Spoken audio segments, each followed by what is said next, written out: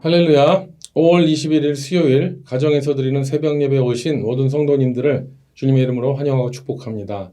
오늘도 이 한 예배와 기도 시간을 통해서 하나님의 음성을 들으시고 주님과 함께 동행하시는 복된 하루 되시기를 주님의 이름으로 축복합니다. 다 같이 찬송가 284장, 구찬송가 206장 오랫동안 모든 죄 가운데 빠져 찬송가를 음원 반주에 맞추어서 함께 찬양하겠습니다.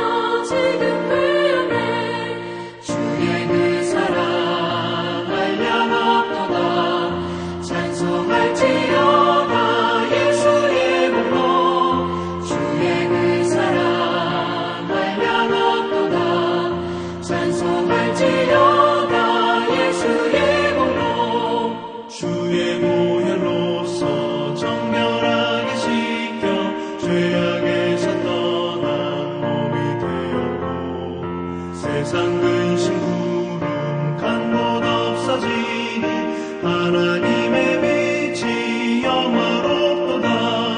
주의 그 사랑 알면 없도다. 찬송할지어다 예수의 몸으로. 주의 그 사랑 알면 없도다. 찬송할지어다 예수의 몸으로.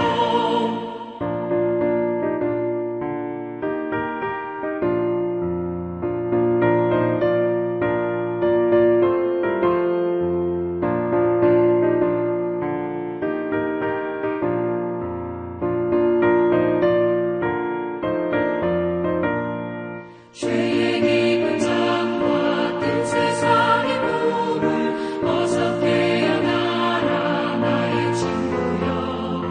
은혜 받은 날과 구원 얻을 때가 지금 온 세상에 선포되었네. 주의 그 사랑 알면 없도다. 찬송할지어다 예수의 몸으로. 주의 그 사랑 알면 없도다. 찬송할지어다 예수의 몸으로.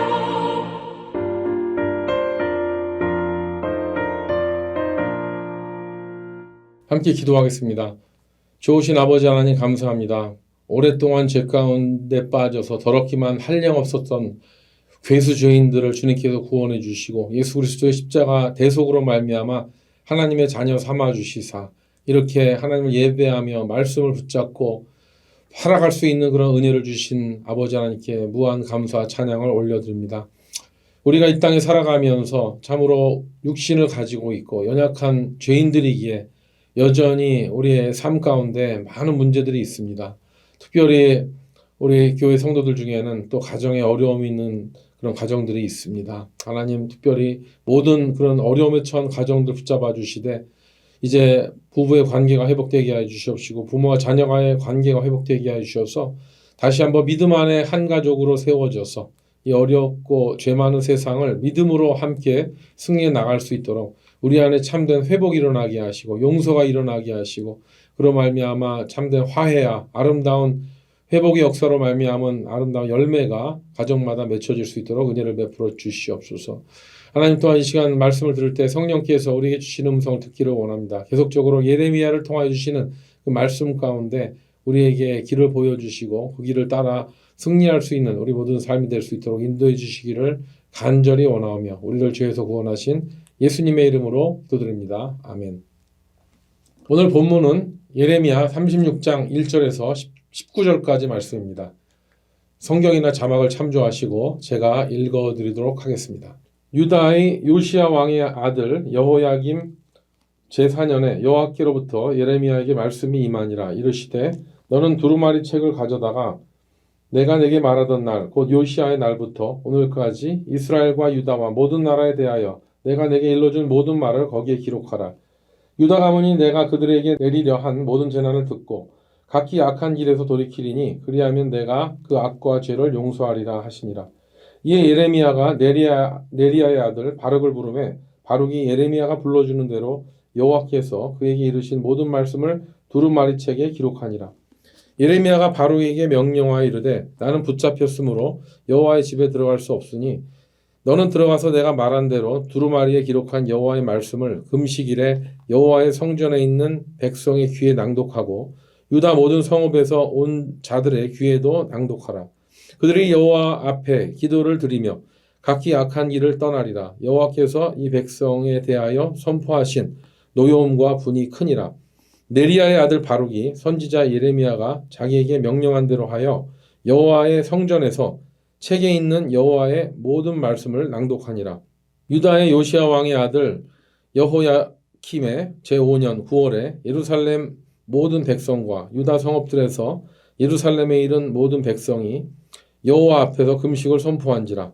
바룩이 여호와의 성전 윗들 곧 여호와의 성전에 있는 세문 어귀 곁에 있는 사반의 아들 서기관 그마리아의 방에서 그 책에 기록된 예레미야의 말을 모든 백성에게 낭독하니라. 사반의 손자여 그마리아의 아들인 미가야가 그 책에 기록된 여호와의 말씀을 다 듣고 왕궁에 내려와서 서기관의 방에 들어가니 모든 고관 곧 서기관 엘리사마와 스마야의 아들 들라야와 악볼의 아들 엘라단과 사반의 아들 그마리아와 하냐나의 아들 시드기야와 모든 고관이 거기에 앉아 있는지라. 미가야가 바룩의 백성의 귀에 책을 낭독할 때에 들은 모든 말을 그들에게 전하매 이에 모든 고관이 구시의 증손 셀레마의 증손 느다냐의 아들 여후디를 바룩에게 보내 이르되 너는 백성의 귀에 낭독한 두루마리를 손에 가지고 오라. 네리야 아들 바룩이 두루마리를 손에 가지고 그들에게로 오니 그들이 바룩에게 이르되 앉아서 이를 우리 귀에 낭독하라. 바룩이 그들의 귀에 낭독하매 그들이 그 모든 말씀을 듣고 놀라 서로 보며 바룩에게 이르되 우리가 이 모든 말을 왕에게 아뢰리라. 그들이 또 바룩에게 물어 이르되 너는 그가 불러주는 이 모든 말을 어떻게 기록하였느냐 청하노니 우리에게 알리라.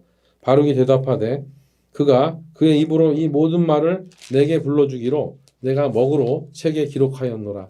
이에 고관들이 바룩에게 이르되 너는 가서 예레미야와 함께 숨고 너희가 있는 곳을 사람에게 알리지 말라 하니라. 아멘. 오늘 이야기가 전개된 시점은 1절에 여호야김 왕 4년 기원전 605년에 해당됩니다. 예루살렘이 패망했던 기원전 586년에서 햇수로 20년 전에 있었던 일입니다. 그런데 오늘 본문이 기록된 BC 605년은요. 고대 근동 지역에서 국제적 상황에 굉장히 중요한 일이 일어났습니다. 그 이유가 뭐냐면 그 해에 바벨론 군대가 유프라테스 강변에서 갈그미 전투였었죠. 거기서 애굽 군대를 격파시키는데 이로 인해서 이제 바벨론이 근동의 패자로 군림하게 되었기 때문입니다. 바벨론 군대는 애굽 군대를 격파하고 난 다음에 이제 이스라엘의 북쪽인 수리아와 또 팔레스틴 지역으로 공격해 들어가기 시작하면서 이제 유다의 성읍들도 공격받기 시작하게 되겠죠. 이때 하나님은 예레미야에게 임하셔서 앞으로 구체적으로 일어나게 될 예언을 두루마리에 적어서 증거하게 한 것입니다. 오늘 본문에 보면 예레미야가 예언할 때 바룩이라는 그런 사람을 데려다가 그 예언의 내용을 기록하게 하는 것을 볼 수가 있는데요. 예레미야 예언은 한마디로 바벨론 제국은 이제 하나님의 심판의 도구가 될 것이고 그리고 지금까지 예레미야를 통해서 예루살렘과 유대에 대해서 예언한 모든 심판이 반드시 이루어질 것이다라는 그런 내용입니다. 그런데 이때 이 전쟁의 소문이 예루살렘에 퍼졌을 때 자신들을 이렇게 보호해 줄 것이라고 생각했었던 우리 애굽이라는 그 나라 유다 왕이 잘못 판단한 것이죠. 유다 왕이 이제 갈금이 이제 전투의 결과를 보고 이제는 애굽을 의지하지 말고 빨리 바벨론에게 백기를 들었어야 했음에도 불구하고 그들은 예레미야의 예언과 권면을 듣지 않았죠. 그것이 어떻게 보면 예루살렘 패망의 또 중요한 이유가 되기도 합니다. 그래서 우리는 성경의 역사를 통해서 잘 알 수가 있습니다. 이스라엘 민족이 팔레스틴 땅에서 가나안 땅에서 그들이 왕국을 형성하게 된 것은 여러분 아시잖아요. 그들이 무슨 뭐 왕을 잘 세워서 그렇게 된 정치를 잘해서 이런 게 아니고요. 예. 하나님께서 일방적으로 애굽에서 노예로 살았었던 히브리 민족을 출애굽시켜서 하나님께서 40년 동안 준비하고 광야에서 직접 만드신 나라가 사사기를 통해서 그 시대를 통해서 이스라엘이라는 왕국이 생겼는데요. 생긴 지 얼마 되지도 않아서 국론의 분열로 말미암아 이스라엘이 남북으로 갈려지죠. 그래서 이제 북이스라엘이 먼저 아수르에 의해서 망하게 되고 이제 남유다 왕국만 이제 살아남게 되었는데요. 남유다 왕국이 살아남게 하신 것도 하나님의 의지가 아니고서는 있을 수가 없는 것이죠. 그런데 이 남유다 왕국의 왕들이 어떻습니까? 그들이 선왕들도 있었지만 상당수의 많은 왕들이 우상 숭배의 전례들을 따라서 그들이 특별히 그 애굽을 의지하면 안 되는데 그들이 어디서 왔습니까? 그들의 조상들이 애굽의 노예로 살다가 생긴 나라인데 그렇게 뼈저린 역사식을 잃어버리고 그저 자신들의 그 왕권의 존립을 위해서 이렇게 비굴하게 애굽을 의지하고 하나님보다 더 이렇게 주변의 강대국을 의지했던 것이 하나님께서 보실 때 얼마나 한심하고 안타깝게 여겼을까 하는 그런 마음들이 예레미야서에 나와 있는 것이죠. 하나님께서는 아십니다. 그렇게 민족이 하나님의 손으로 지켜져서 그 나라가 존재하고 있는데 그런 걸 배은망덕하게 까먹고 자기들이 뭐 잘나서 뭐 이렇게 잘못되고 이렇게 하는 그런 사람들 보면은 그런 정치 지도자들을 보면 그 결말이 너무 비참하다는 것을 많이 역사가 보여주고 있죠. 특별히 그 예루살렘이 망할 때 마지막의 왕이었던 시드기야 왕이 어떻게 죽습니까? 참으로 비참하죠. 그는 느부갓네살 왕에 의해서 자신의 그 왕자들이 아들들이 죽는 그 죽음을 두 눈으로 보고는 느부갓네살 왕에 의해서 그 눈이 빼져 버리는 그런 인간으로서는 어떻게 보면 가장 비참한 그런 시련을 당한 것을 잊지 말아야 한다는 것이죠. 하나님은 역사 속에서 하나님의 존재를 보여주고 계십니다. 그것도 아주 분명하게 보여주고 계십니다.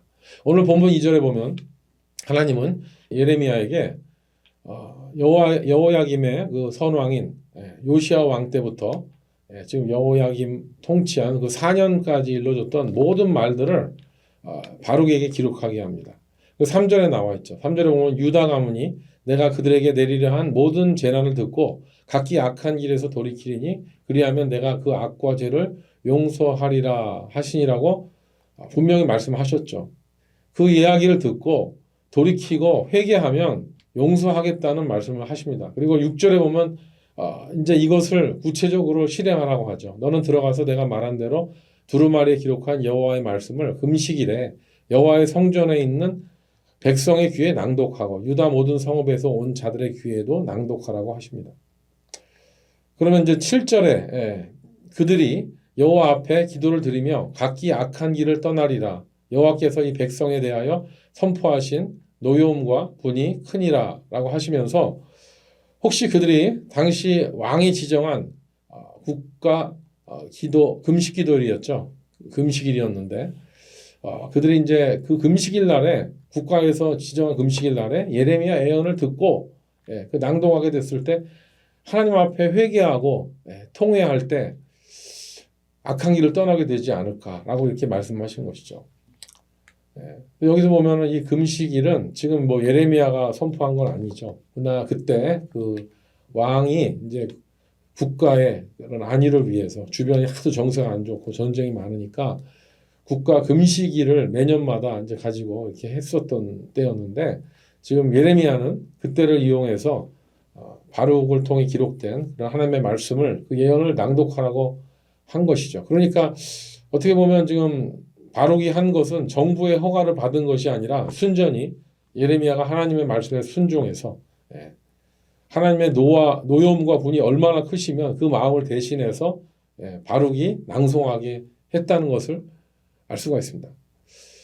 그렇기 때문에 지금 오늘 그 본문 내용을 우리가 읽었지만 예레미야 바룩이 지금 하나님의 성전에서 이제 낭독을 하긴 했지만 그것이 백성들에게 그대로 전파되기는 어려웠습니다. 지금 보면은 먼저 성전의 서기관들과 정치 지도자들에게 먼저 그 내용이 전달될 수밖에 없었는데 지금 그 성전을 지키고 있는 그 기득권 세력들은 지금 예레미야의 말에 관심이 없죠. 그렇지 않아도 지금 그들이 지금까지 의지했었던 애국 군대가 바벨론에 의해서 격파되었고요. 그리고 이제 바벨론 군대가 팔레스틴 지역에서 예루살렘을 침공을 준비할 것이라는 소문이 지금 파다한데 이런 예민한 국제 정세 가운데서 지금 예루살렘의 패망을 예언하고 그 무서운 무지막지한 바벨론 사람들한테 백기를 들고 하라는 그 내용들이 그들에게는 아주 못마땅하고 불쾌했을 것입니다.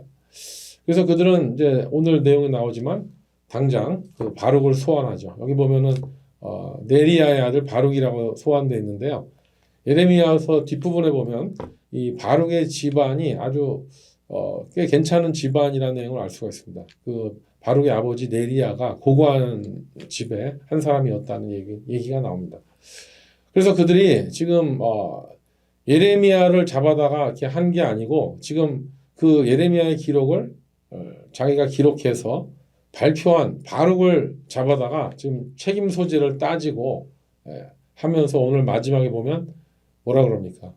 이 내용이 퍼지면 안 되니까 이 내용 때문에 예루살렘이 복잡해지면 안 되니까 이런 내용이 나오죠. 너는 이제 예레미야와 함께 숨고 오늘 마지막 절이죠. 19절에 보면 너희가 숨어 있는 것도 사람에게 알리지 말라고 얘기합니다. 아주 경고하고 명령합니다. 오늘 5절에 보면 예레미야는 지금 그렇지 않아도 붙잡혀 있는 사람입니다. 여기 보면 예레미야가 바룩에게 명령하여 이르되 나는 붙잡혔으므로 여호와의 집에 들어갈 수 없으니 라고 하면서 자신은 이제 이 영어의 몸이 돼서 붙잡혀 갖고 나가지 못하니까 바룩이 대신해서 그 기록한 문서를 낭송해 달라라고 했는데 지금 이 성전에 있는 서기관들과 이 지도자들은 둘 다 필요 없다. 다 눈에 꺼져라. 그리고 보이지 않는데 숨어라. 뭐 이런 내용을 이야기하고 있는 것이죠. 그래서 나중에 이제 우리가 내용을 통해서 알지만은 왕한테까지 이 이야기를 굉장히 부정적으로 전달해서 왕은 이 바룩을 통해서 기록된 예레미야의 예언을 그냥 불태워버리는 불쏘시개로 해버리는 그런 아주 하나님 앞에 무서운 죄를 짓게 되는 것을 우리가 알 수가 있습니다. 그래서 오늘은 오늘 본문 가운데서 두 가지 우리의 신앙의 원리를 함께 나누고 싶은데요. 첫 번째 원리는 동역의 원리입니다. 예레미야는 자기가 하나님의 임재를 경험하고 하나님의 말을 입으로 대언했지만 그것을 그냥 자기가 기록하지 않고 지금 바룩에게 대서하게 합니다. 그리고 또 바룩을 통해서 낭송하게 합니다. 이런 걸 보면 우리의 신앙생활 어떻습니까? 역할은 다르지만 우리들이 다른 역할을 가지고 한 가지 하나님 뜻을 증거하기 위해서 한 마음과 한 뜻을 가져야 된다는 것이죠. 그렇기 때문에 예수님께서는 우리에게 교회를 허락하신 것입니다. 하나님의 말씀이 온 세상 가운데 실현될 수 있도록 어떤 이들은 하나님의 말씀을 받아서 가르치기도 하고요. 증거하기도 하고 어떤 이들은 그 말씀을 타문화권에 가서 전도하고 선교하기도 하고 또 어떤 이들은 그들을 또 보이지 않게 뒤에서 돕고 후원하고 기도하는 그런 다양한 연합을 하게 하는 것이 교회가 존재하는 목적이 된다는 것이죠. 그래서 지금 현대의 교회는요. 정말 다양한 사역과 다양한 사람들이 모이지만 딱 한 가지 목적은 무엇입니까? 그것은 바로 천국 복음이 땅끝까지 증거돼야 하는 것. 그리고 이 땅에는 반드시 심판이 온다는 것. 예레미야의 그 예언과 같이 예루살렘이 반드시 그 심판받게 된다는 것 같이 우리 교회의 복음의 핵심은 반드시 예수님께서 심판하시는 그 최후의 심판의 날에 올 것이라는 그 복음을 우리는 결코 복음의 내용에서 삭제해서는 안 된다는 내용이죠. 그래서 우리는 이 예레미야와 바룩이 동역했듯이 우리는 교회에서 역할이 다르고 서로 또 다른 펑션을 가지고 있지만 우리가 함께 그것을 위하여 동역해야 된다는 것입니다. 그리고 두 번째 원리는요, 행동의 원리입니다. 여러분, 이 시대에는요, 사람들이 점점 아는 것이 많아집니다. 그리고 생각하는 것은 굉장히 양상이 더 복잡해졌는데, 근데 의외로 행동하는 거는 되게 소극적이 되는 시대가 되어가는 것 같아요. 우리 신앙도 마찬가지죠. 우리가 보면은 정말 행동하는 영성이 아쉬운 시대다. 우리 한국교회 보세요. 우리 한국교회는 정말 짧은 역사에 많이 부흥했지만 그 원동력이 뭡니까? 그것은 바로 전도였었고요. 또 한국교회가 또 20세기에서도 막 성장할 수 있었던 가장 중요한 게 뭡니까? 선교입니다. 근데 지금 보면 어때요? 지금 보면은 전도와 선교가 점점 약해지니까 지금 교회도 지금 교세가 점점 이제 하향 곡선을 향해 가고 있다는 거 아니겠습니까? 그렇죠, 정말. 우리는 전도해야 되는 사명은 잘 아는데, 참, 이제 전도하는 것에 대해서 많이 식상돼 있고요. 그리고 또 선교 나가야 되는 것도 잘 아는데, 또 선교를 후원하고 기도해야 되는 것도 아는데, 참 많이 이제 상심한 것 같습니다. 그래서 우리 한국 성도들 보면은요, 정말 들은 말씀도 많고, 성경에 대해서도 누구보다 더 잘 아는 시대인 것 같은데, 어떻게 보면 관념적인 신앙인들은 많은데 행동하고 실천하는 신앙인들이 굉장히 더 적어지는 시대에 살고 있다는 것이죠.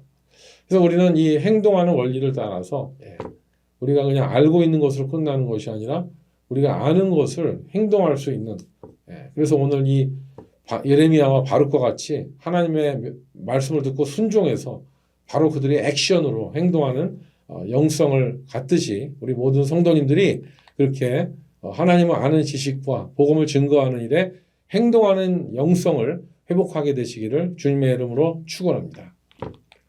여러분, 개구리가 미지근한 그 냄비에다 물을 넣으면은요, 벌써 냄비에 넣으면은 그냥 자기가 팍 튀어나와야 되는 거 아닙니까? 그런데 이 미지근한 물에 있으니까 개구리가 기분이 좋아서 이렇게 온천을 하듯이 이렇게 있는데 냄비에 들어있으면은 이제 물이 이제 펄펄 끓어가면서 자기 몸이 익어가는데도 개구리는 변온동물이라서 모른대잖아요.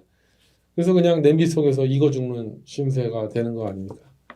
우리는 정말 이 시대를 냄비로 보아야 됩니다.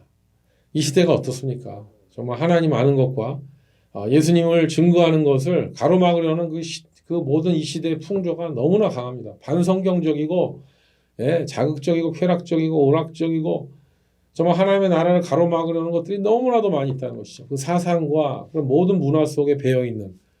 그래서 우리는 그런 것들을 분별하지 않고 그런 것들과 대항하지 않으면 우리는 예레미야와 바룩을 통해서 보여주는 영성을 우리는 망각하게 될 수 있다는 것이죠.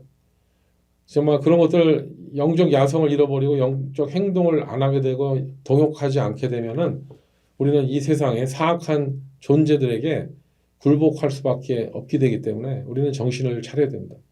그렇기 때문에 사랑하는 성도 여러분, 우리는 절대 혼자서는 안 됩니다. 동역해야 됩니다.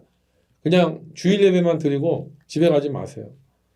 정말 여러분, 교회에서 함께 신앙을 나눌 다락방에서 함께 신앙을 함께 고민하고 자녀들 위해서 함께 기도하고 우리의 삶이 어떻게 하면 제자의 삶을 살 것인가를 고민할 수 있는 그런 동역의 원리를 실천할 수 있는 그런 성도들과 함께 손잡고 가야 된다는 것이죠.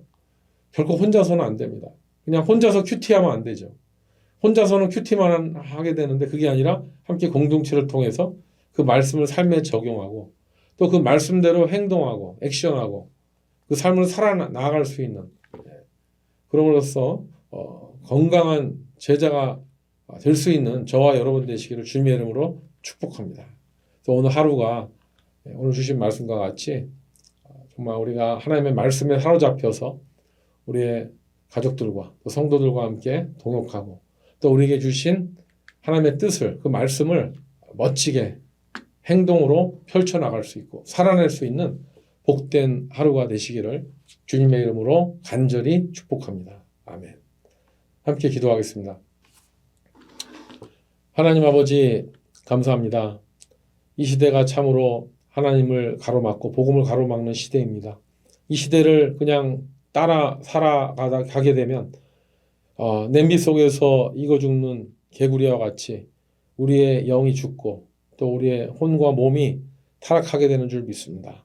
하나님, 우리가 늘 말씀으로 정신을 차리고 이 시대를 거스르게 하시고 그 냄비에서 나오게 하여 주시고 정말 우리가 서로를 돌아볼 수 있도록 혼자 있을 때 그렇게 잘못된 길을 가기가 쉬우니 또 우리가 함께 우리를 봐주는 와치하는 그런 성도들과 함께 공동생활하면서 배우자와 서로를 권면하면서 돌아보면서 부모가 자녀를 돌아보면서 자녀가 부모를 바라보면서 그렇게 우리의 신앙이 동역하고 또 행동하는 그런 건강한 신앙이 될 수 있도록 인도해 주셔서 하나님의 뜻을 세상 가운데 펼치고 하나님의 나라를 확장할 수 있는 우리 모든 성도들 되게 하여 주시옵소서.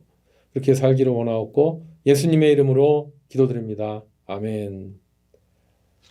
네, 이제 각자 기도하는 시간입니다. 오늘도 승리하시기 바랍니다. 화이팅입니다.